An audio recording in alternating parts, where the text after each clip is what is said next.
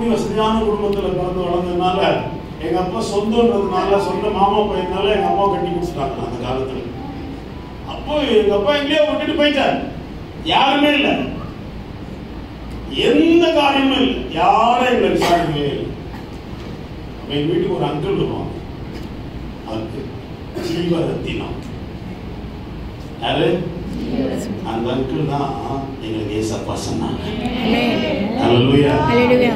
அந்த அங்கிள் தான் எங்க ஏசப்பாவை, ஏன்னா அந்த அங்கிள் தான் எங்க அப்பாவுக்கும் எங்க அம்மாவுக்கும் திருமணம் நடக்கும் பொழுது அன்னைக்கு அந்த காலகட்டத்தில் இருந்து எல்லா காரியத்தையும் செய்தவர் எங்க அப்பாவுடைய உண்மையான நண்பர். ஹல்லேலூயா. இன்னைக்கு அவங்க பிள்ளைங்க இருக்கிறாங்க, இன்னைக்கு அவங்க பிள்ளைங்க எங்களோட ஐக்கியமா இருக்கிறாங்க. அவ்வளோ குடும்ப ஆமீன் சகிதமா நாங்கள் இருக்கோம். இன்னைக்கு எங்க ஆண்டி இந்த அத்தை இருக்காங்க, யாரோ அவங்க, ஆனா அவங்க தான் எங்களுக்கு ஏசப்பா காரணம். ஹல்லேலூயா. ஹல்லேலூயா. எங்க அம்மாவுக்கு அவங்க தான் வந்து சொல்லி, ஆமா ஒவ்வொரு வாரமும் எங்களுக்கு வருவாங்க.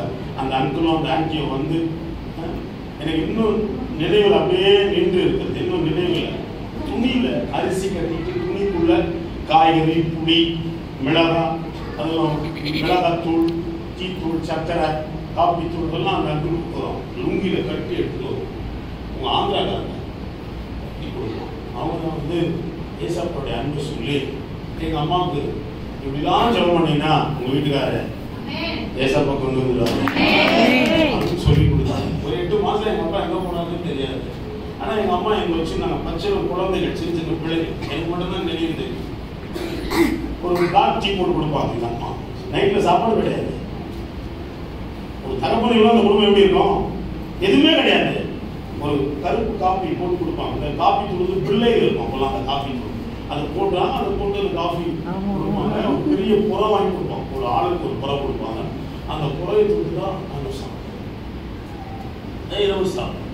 அப்புறம் எங்கள் அம்மா எங்கெல்லாம் உட்கார வச்சு ஜெபம் பண்ணுவோம். எனக்கு இன்னொரு பசுமரத்து நினைவா உட்கார வச்சு அப்படியே ஜெபம் உட்கார வைத்து பழைய கீர்த்தனம் பாடலாம் பாடுவோம். இப்பதான் நிறைய பாடலாம் அதெல்லாம் நம்மளுக்கு ஒன்றும் புரியல. எனக்கு இப்போ இருக்கிற பாட்டு ஒன்றும் பாட கூட வரமாட்டேங்குது. ஹல்லேலூயா. ஆமென் சொல்லுங்க. சிலதெல்லாம் நல்லா தான் இருக்கு, சிலர் பாடுறாங்க நல்லா இருக்கு. ஆனா அந்த காலத்து பாட்டுகள் இன்னைக்கும் அழியாத பாடல்கள். ஹல்லேலூயா. எங்க அம்மா எல்லாம் உட்கார வச்சு அழகாக பாடுவாங்க.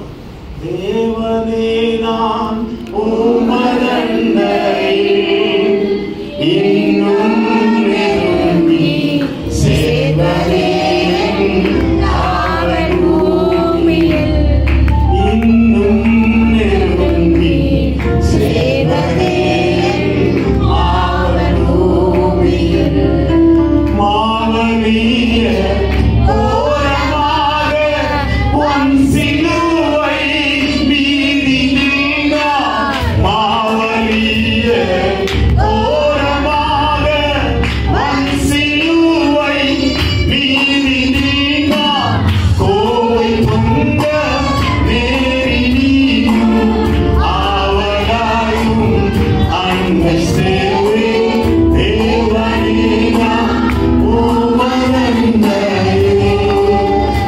இன்னும் நெருங்கி சேர்வதே அவன் பூமியில்.